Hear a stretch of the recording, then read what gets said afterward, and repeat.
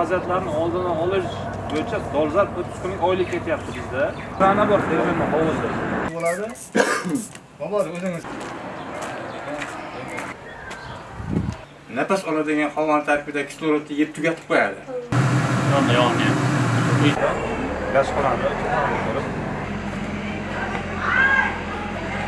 Qo'shilsa 3 ta ham bo'ladi ekan. Qo'shing qarsida gaz bor-ku, makina ham bor, sirasi yo'q.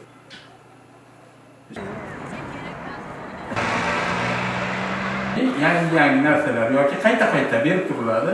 Xavfsizlik, ehtiyotkorlik o'zimiz uchun kerak. Yonmagan taqdirda chala yongandan chala ketkazgan odam o'tib harakatlanishga, o'zimizni himoya qilishga birinchi navbatda. Pastamiz tagi. Demakki, qimirlaganda qattiq jinslar tushganda boshimizni himoya qilish uchun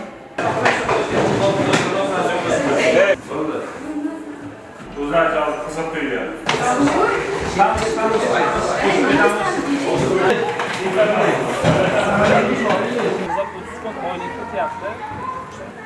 Xuddi bir zilzila yong'in o'chirish vositasi haqida. Nafas olishni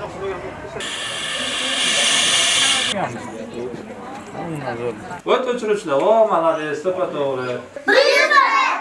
Birisi bir. Bo'lganda biz qayerlarda o'zimizni saqlaymiz? Burchakga. Havo bo'lmasa, kislorod bo'lmasa, bu haligi nima, havo qisilib qolgan natijasida o'chiradi. Agar hovuz xavfsizlik xizmatlariga berilgan